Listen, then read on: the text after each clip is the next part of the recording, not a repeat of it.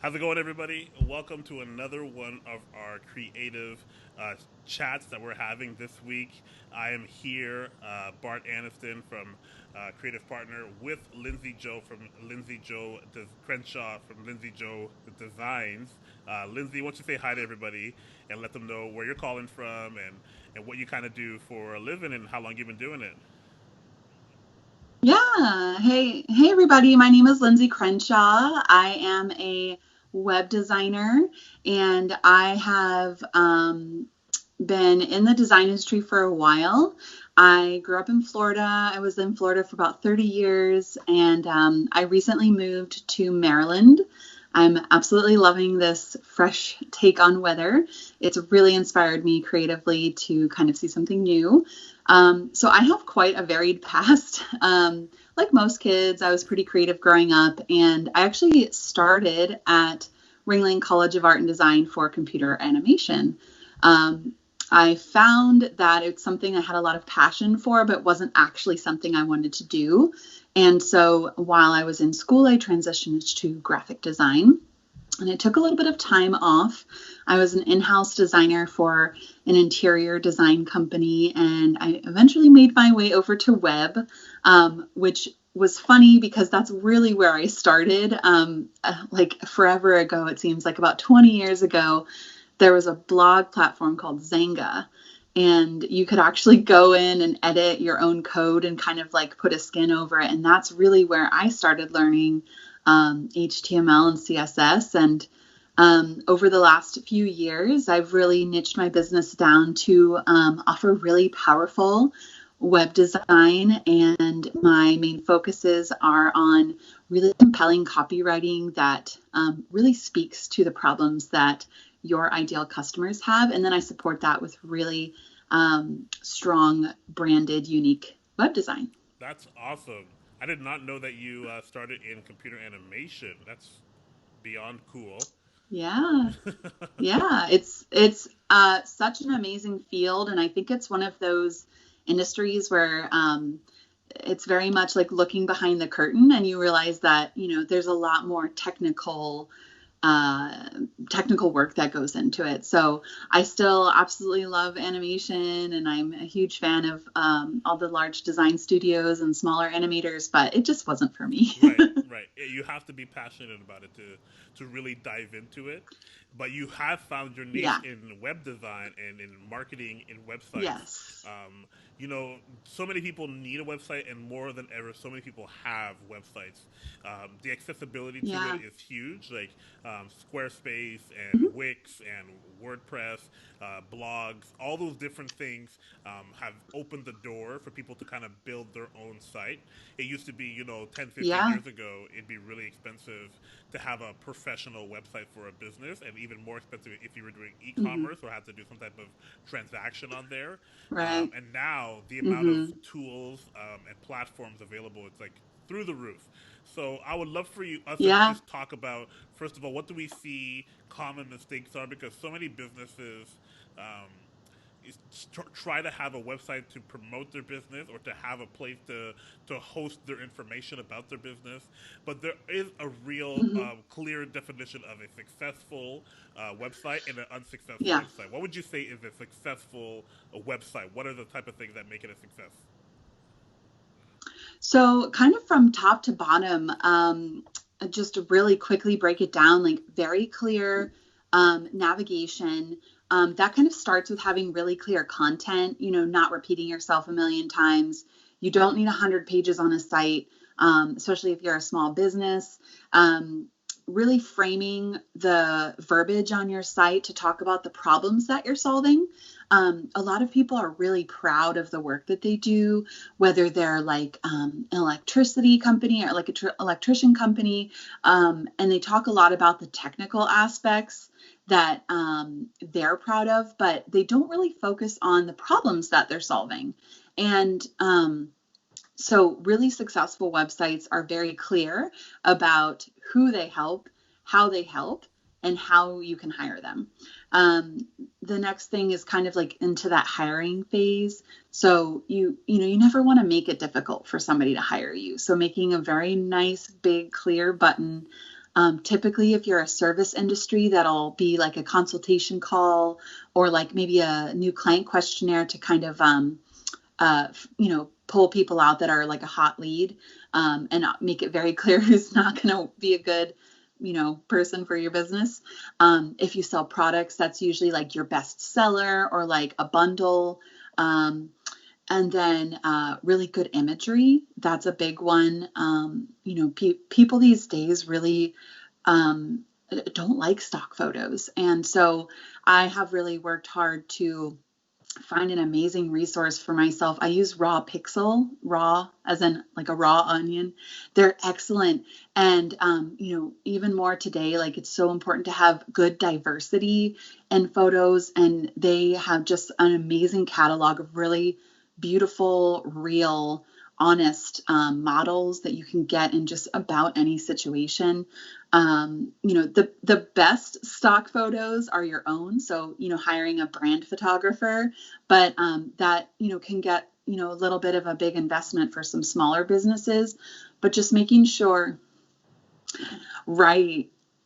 And, it's, there's a lot of people that, will go just like Google a photo and they'll take it. And obviously that's, you run into some legal troubles there. So, the absolute best option is to hire a brand photographer. But if that's not, financially an option for you, using a website like Raw Pixel to just get really emotive imagery. This kind of goes back to how you frame things. So, you want people, you have two situations, right? You can talk about how somebody's life is before hiring you. So the struggles that they're dealing with. One of my clients is a financial coach. So we talk a lot about where some people would be in their life, without hiring a financial coach and how they are after. And depending on how you kind of want to go with your brand, you can either focus on the before. So obviously maybe somebody like looking over their bills, looking scared, or opening an empty wallet. Those are a little cliche, but or you can have somebody excited that they're purchasing their own home for the first time. Right. So you really, again, you want to kind of focus on how their life is before and how their life is going to be improved after they either work with you or buy your products. And that's something that's huge in terms of business in general, the transformation Right. stage. So your website Yes. is really there to help them understand how you are going to take them from A to B. One of the things that we're both fans of Donald Miller, the Story brand. The idea of people want you to solve problems is huge. They don't want you to just give them tons of information. They don't want you to just overload them with information.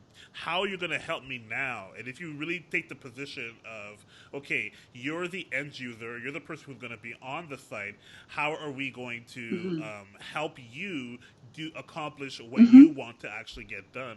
And like you said, it starts at the top. It starts at your navigation. And once you know the journey that you want your customer to be on, then you can actually place that navigation in a way that says, okay, we want them to really trust us, and we're going to have an About Us page. We're going to have our services. We're going to have ways they can connect with us. All those different things are based on the type of experience that you want your audience to really be sharing with you, to have with you. Yeah. Yeah. And another really powerful tool that I think is super underutilized is reviews and testimonials. Oh, yeah. So a testimonial will typically be for like a service, and then a review will be for a product. So, it's called social proof, and people want to know that, they're not the first person to buy this item, and that they're, there's other people that have really enjoyed either working with you or buying from you, that they had a great experience. So even just adding 1 to 2 on a page, you can put them pretty much anywhere on your site. Obviously, you'll want to group them with your actual products primarily, but just adding like a block here or there, or linking to like your Google reviews, it's so powerful. And really helps your site visitor envision themselves in that process as well. Because Bart, like you mentioned, it really is a journey. Yeah. And, going back to that menu, like that's kind of their map, right? So at the end of the journey, they're going to find some sort of treasure. And one of the things that Donald Miller and his story brand framework talks about is that you and your business, you're their guide. Mm-hmm. Your customer is the hero of this story. And you're sort of this little wizard on their shoulder. But we like to be the hero. We do, right. And it's a very natural tendency for business owners to be very proud of their hard work. But at the end of the day, it is a little bit of a emotional process, but kind of stepping back from that and making your ideal customer the hero here and helping guide them along, and building that trust through the strong imagery, through the strong body copy, and just really showing that you understand their problem and that you have a solution for them. 100%. And as designers, we can get caught up as well. When my younger self, in my early 20s, designing websites on Drupal and on WordPress way back when, you were caught so much in how it looks, you forget in how it functions. And the functionality, I'll never forget this. I was in design school and I designed this amazing landing page for a website, and I thought it was, amazing. I thought it was everything. Sure. And of course, the professor comes in and says, "That looks great, but how am I supposed to know that the button is clickable?" Right?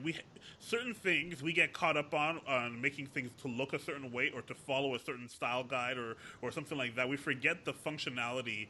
I feel like that's a trait that you can't forget, whether you're a business owner trying to bootstrap a website on your own or whether you're somebody who's looking to hire a professional.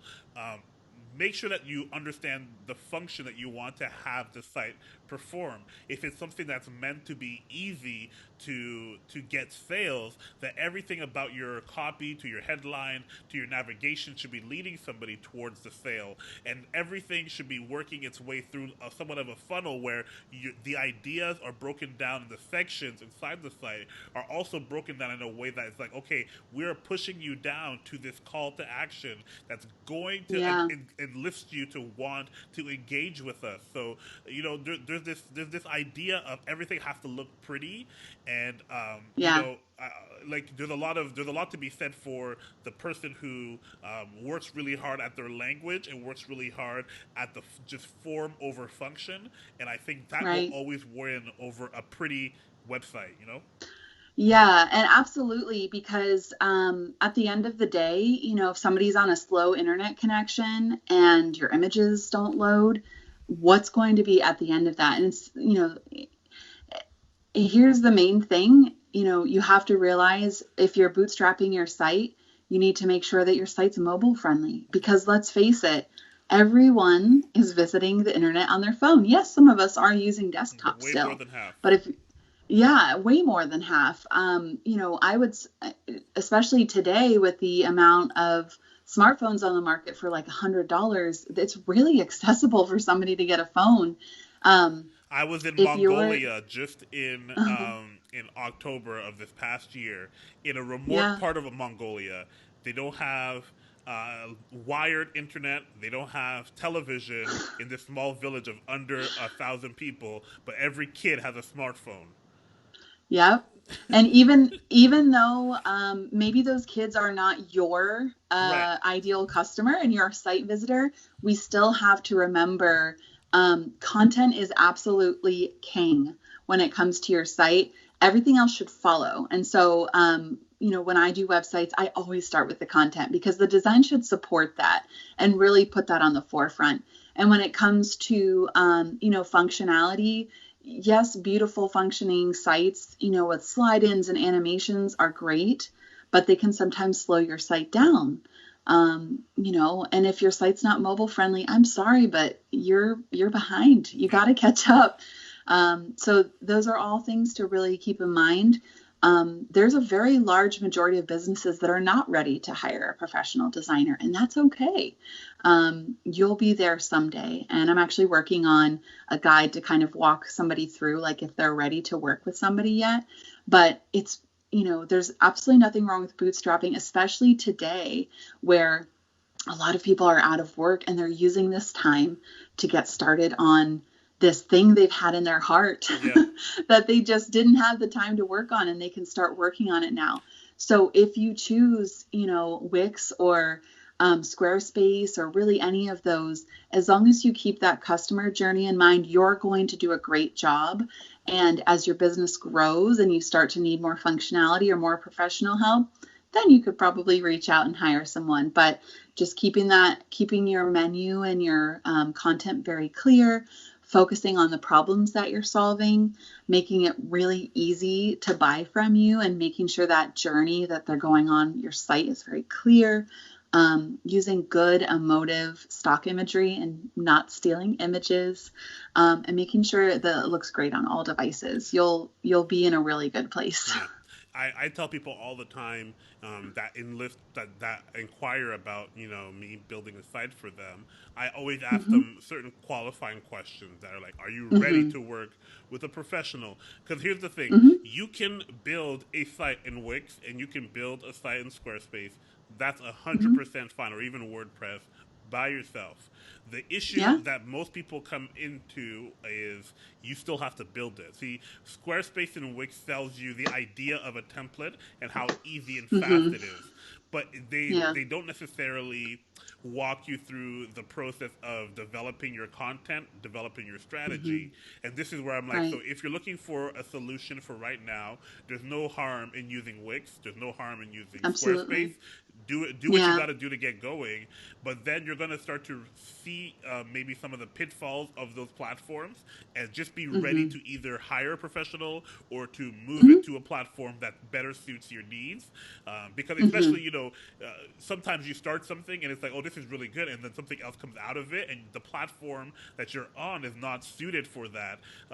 Case in point, you start something and then all of a sudden product comes out of it, like a show, and then you have merch. Well, maybe a Shopify site would have been better to start than just doing a blog on WordPress. And this is where you got to have the understanding of saying, listen, I'm going to use a free or freemium type service where I can get something for kind of free or really cheap, but just know that okay, there might come a time where you need more functionality, and it may have to pay for it, or pay more for it, or have to hire a professional for it. So people just have to take time to kind of learn where they are at as a business. Yeah, and that's really the difference between working with a professional designer and strategist, is that we have been in this industry for long enough that we can ask those questions that you may not know to ask yourself, because we've worked with clients in that kind of long game mindset. So really working with a professional web designer is not just about getting a good product, but it's actually about planning your business. And most good web designers and strategists and brand designers and graphic designers, they'll be with you on a longer haul. We aren't technicians. We aren't going to just, you don't want to pay for that. That's something you could do yourself. But when you're working with a professional designer, they're really going to help you think of in terms of like, okay, this is phase one, this is going to be phase two. And that's really the main difference between, starting scrappy. It's absolutely fine for a lot of businesses. And in some cases, you need to do that because you need to, make the capital to invest in a professional. And I tell people all the time that if you try to work with me too early, I will frustrate you. Because I'm going to start asking the questions that you don't have the answers to yet, and you just want to get a website. And I'm like, well, the way that I work, or the process that I use to build my website, it involves me understanding what your core values are, what your client journey is, all those different things. And then you might, have to throw a wrench in the system before you even get started. Yeah, and that's exactly, the sort of process that I'm talking about is, some people are just not ready yet, and that's totally fine. These are things that I do try to share, so that maybe if somebody's not ready, to work with me yet, that they will be maybe in a year or two, sometimes less. It just kind of depends on how the person's growing their business. But, as long as you follow these guidelines that we talked about before. Bart and I see a lot of websites every single day, every single week. And, as long as you're just focusing on the client, I highly, highly recommend looking into the Story Brand Framework. They have an amazing course system called Business Made Simple University. They've got books. They really have everything. And so even if you're maybe needing to like bootstrap it a little bit, that will give you such an amazing framework to start with. Yeah, and before we go, I know we're almost out of time. I like to keep these Yeah. short. I would love to talk about marketing. A lot of these sites provide you with extra tools, and people are like, I don't know, I don't use them because I don't know necessarily what it means. Why do I need an email list? Why am I going to have those type of things, right? So, or even like Yeah. Google SEO and all that type of stuff, where they just offer it for free or maybe for an additional amount of money, like Wix, I know they do, and Hmm. so does Squarespace. So, how Hmm. can businesses take advantage of whether they're working with a paid professional or on their own? What should they be thinking about marketing? Hmm. Yeah, so a lot of businesses will take advantage of free services like social media. But at the end of the day, and as we've seen growing up and kind of seeing a couple social media platforms grow and die, Yeah, there's nothing quite as powerful as owning your own audience. And the way that you do that is by growing your email list. awesome. So when I work with people, I usually work with them to create what's called a lead magnet. And it's just a fancy marketing term for something that you exchange for their email address.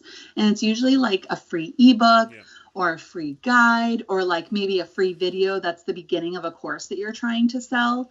And in exchange, your site visitor gives them your email address, and therefore you have the opportunity to market to them with emails that are loaded with value. So I highly recommend to anyone who's not doing already, start today. Start building your email list, come up with something really quick. You could, write something out on Google Documents and get a, free trial of Canva and create a cute little PDF mock-up with your brand colors and start giving that away for free in exchange for email addresses. Let them know how often you'll be in touch with them. Right. So for me, I send free website tips every Tuesday. So, just let them know how frequently they're going to hear from you and what they can get in exchange. You can use something free like ConvertKit, and it'll just do that whole process for you. Yeah, and So, I made a video a couple weeks back on how to write a great welcome sequence, and you can find that on mm-hmm, YouTube on my channel. But yeah, having a way to engage with your audience consistently is very mm-hmm, important. People underestimate that, and I think a lot of things that I've learned over the course of 15 years now building websites is if yeah, you've done all the work of doing a good job, like I can build you a beautiful site. I can build you a functional site that's going to be good. But it comes down to, are you passionate? Are you resourceful? Do you know your stuff? Whatever your business is, are you good at it? Because if you're mm-hmm, good at it and you actually help them while they were on your page, learn about you or learn about the problem that you can help solve, there's no qualms about asking um, for that trust or asking for that commitment. mm-hmm, So say, listen, did this article that I wrote on my blog help you? I'd love to hear. I would love to talk to you more about it. I'd love to engage with you. Give me your mm-hmm, email and let's start a conversation because I'm going to give you yeah, my newsletter or buy this product now because look at all the features, not features but rather benefits that I'm offering mm-hmm, and what we can do together if we were to work together. So I think yeah, the marketing piece is almost like you're putting the icing on the cake. It's like, okay, we've done yes, all the work, built all the layers to the cake, and now we're going to put the icing on it. And that's where it's like, look, we're going to entice you, and it's not a scam. This is where people get it mixed up. They think that all marketing is evil. If you do marketing mm-hmm, well, then marketing is kind of like just saying, listen, we got this beautiful cake here. Do you want to buy a slice or you want to buy the cake? come on, let's buy it, right? Like it's not sleazy. It's sleazy if you talk about one thing and offer something else, and Mhm. that's when it becomes kind of a problem. But I feel like marketing your business is something that people have to look at in a way that says, if I do this well, it's an exchange, like what you said, Lindsay. It's Yes. it's really is an Mhm. exchange. They have the information or the tool that I need. I have an email address or money that I'm willing to exchange for it, and that's what we're trying to do. I don't like working with clients who are looking to do something that's kind of shady, and that's where Yeah. uh, it gets hurtful in how you portray that type of stuff. So I'm always Yeah. for being clear, be open, and if you do a good job, this is where it's like, if you really know your stuff, then there's no issue asking for the sale. Just do it. Yeah. Yeah, exactly. You give them, you know, listen, food samples work. You're giving them a little taste. You're saying, hey, I make a good product. Oh yeah. Here's where you can buy the whole thing. Before we go, Lizzie, I'd love for people to know where they can find you and how can they connect with you if they so choose. Let us know where can we find you. Yeah, so my website is lindsayjodesigns.com. It's Lindsay. And I'm also on Instagram at Lindsay Joe Designs, and you can also find me on Facebook. That's awesome. Guys, if you have any questions for Lindsay, I suggest you go there to speak with her. She is a very talented designer. And really, if you just want to check out her stuff on IG, on Instagram, you'll see some of the work that she does and some of the people that she does. Because Lindsay, you do very, I would say, authentic work. Like Thank you. whenever I see the clients you're serving, I'm like, oh, this suits them perfectly. It's like, okay, Thank this you. actually works really well. So if you're looking for Thank something you. like that, and there's some way that you guys can work together, go ahead and check Lindsay out, guys. I'm so thankful for you guys for checking this live out. We're going to be premiering it a few more times this week, so hopefully you guys get the word out there. That's it for now, guys. Have a good one. Bye. Thanks. Bye.